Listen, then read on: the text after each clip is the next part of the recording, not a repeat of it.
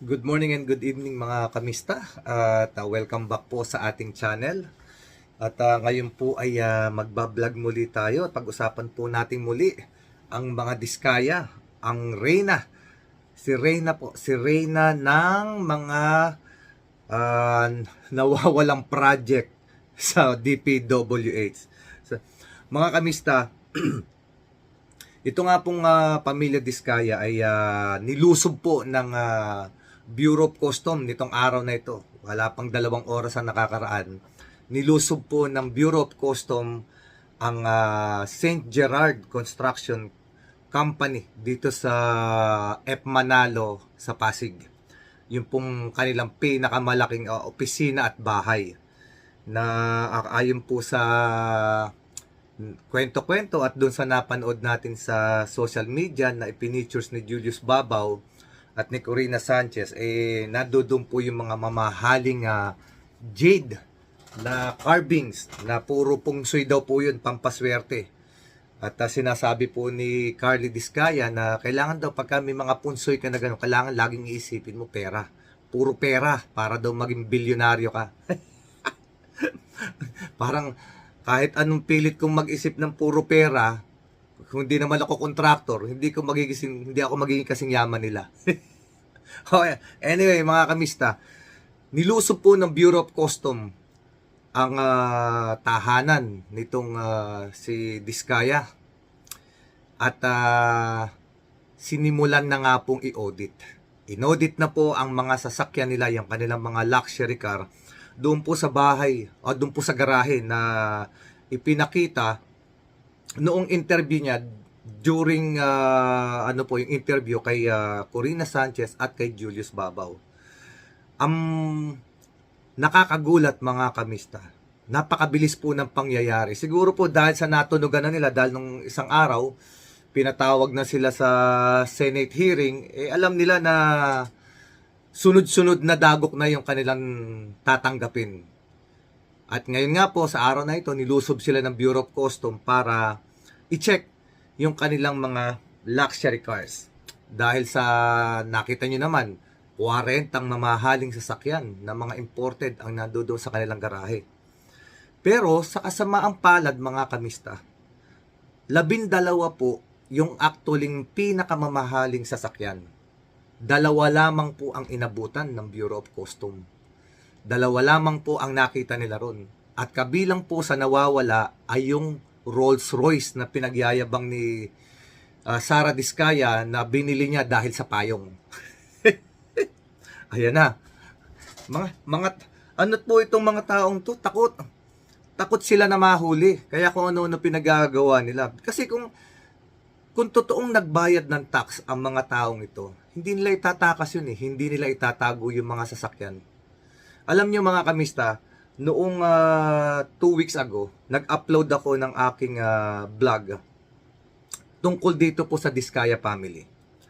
At sinabi ko nga po doon, dahil sa kadaldalan nila, at dahil sa kayabangan nila, sa kahambugan nila, ay mas maraming dagok ang darating nila sa kanila. At isa na nga po doon ang binanggit ko.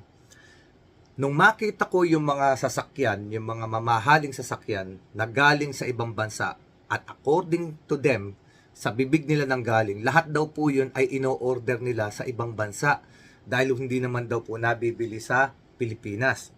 Which is totoo naman mga kamista. At wala namang dealer pa sa Pilipinas nung majority ng mga sasakyan nila. So ngayon, ang sabi ko doon sa previous vlog ko, they just open a can of worm. Yun na ang simula ng kanilang masaklap na panaginip dahil po sa kahambugan nila. At eto na nga po mga kamista, nangyari na nga po nang dahil sa kahambugan, nang dahil sa kayabangan, kasi mayaman, bilyonaryo, hindi na ginamit ang utak.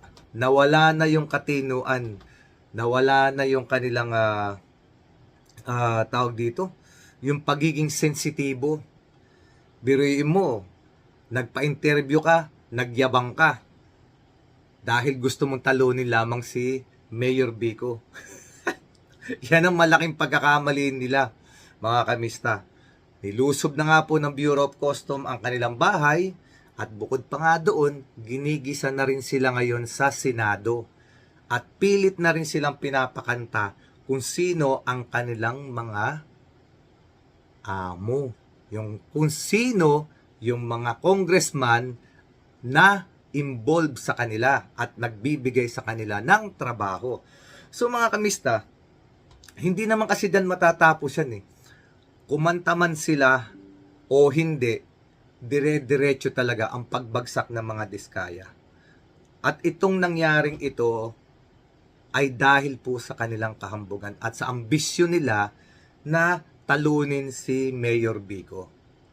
Alam niyo po ba, balikan lang natin ha, ito kasing sa mga sila Diskaya, kaya ito pumasok sa politika rin sa Pasig. Dahil ito po palang si Diskaya ay pamangkin ni dating Mayor Eusebio ng Pasig na pinatumba at tinalo ni Mayor Vico Soto.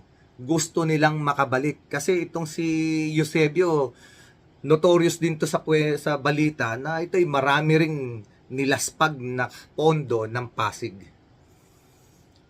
Kaya gustong-gusto nilang makabalik sa politika at ginamit nga nila itong kayamanan at kahambugan ni Diskaya na from rags to riches daw, sila ay yumaman pero sa sarili nilang bibig, nagbigti rin sila. Dahil sa kanilang kayabangan, yumaman daw po sila kasi dahil sa DPWH at dahil sa kanilang kahambugan, pinagyabang nila yung 4 na po nilang mga luxury vehicle, 4 lamang ang kanilang anak, ganong karami at ganong kamamahaling sasakyan ang kanilang mga hawak-hawak. At ito pong si Diskaya ay isa pa po palang British citizen. Naku po mga kamista, ang sakit ng ulo. Yan ang napapala sa kahambugan. Yung mayaman ka na nga, ang dami mo na nga naging pera, ang dami nyo ng natarantadong mga Pilipino dahil dyan sa mga kapalpakan ninyo sa ginagawa ninyong project, nagyabang ka pa. Ito na ang simula ng pagbagsak ng mga Diskaya, mga kamista. Dahil po sa kahambugan. Dahil po sa kayabangan. So mga kamista, ito ang aabangan natin. Sino kaya ang ituturo ni Diskaya na kanilang pander? Yung pong nagpupondo sa kanila. Kasi hindi naman totoong may mga mga bidding-bidding. Kunwari lang yan. Alam ng taong bayan yan. Yung bidding-bidding na yan, sila lang ang nakakaalam yan. Sila rin na naglalaro dyan. So mga kamista, abangan natin kung sino ang ituturo naman ngayon ni Diskaya pagdating ng panahon. Kung sino-sino ang ingunguso ng babaeng ito dahil mapipilitan sila, dahil matapapaso na sila ngayon sa kanilang ginagawa. Dahil sa kahambugan, isa-isa na ngayong hinahalungkat kung paano nagkaroon ng ganyang kayamanan ang mga Diskaya at nasaan na kaya yung Rolls Royce na hinahanap ng Bureau of Customs. Sa ngayon po mga kamista, lahat po na sasakyan na inabutan ng custom doon ay naka-markings na.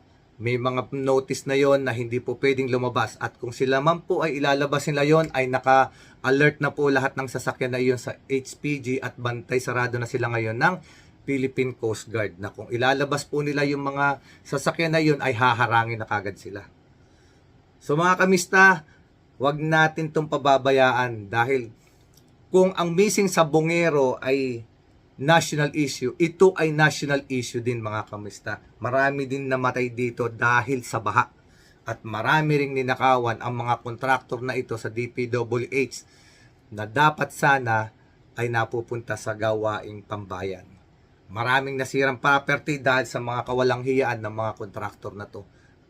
Mga kamista, huwag niyo pong kalimutan mag-subscribe at mag-like po sa ating video at mag-comment na rin po kayo para sa susunod nating mga video. Medyo masama po pakiramdam natin ngayon kung mapapansin niyo yung boses ko.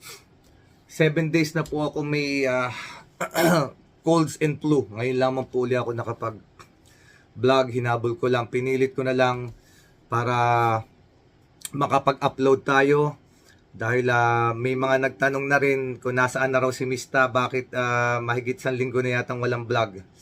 Nagkasakit po kasi tayo mga kamista. Colds and flu, tinamaan po tayo. Akala ko nga na-COVID na ako. Talagang 3 days, 4 days talagang hirap hirap-hirap.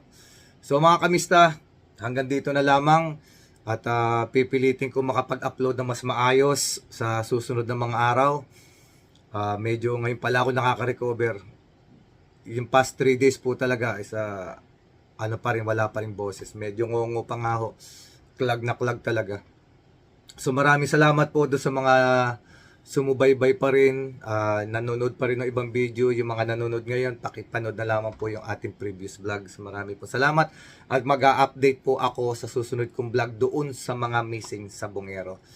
Maraming salamat po, hanggang sa muli mga kamista. Sa susunod, mas maganda at mas malawak na vlog ang ating gagawin. Hanggang dito na lamang po at maraming salamat sa ating mga kapatid, sa ating kapatid na Muslim. Assalamualaikum. God bless us all. See you next time.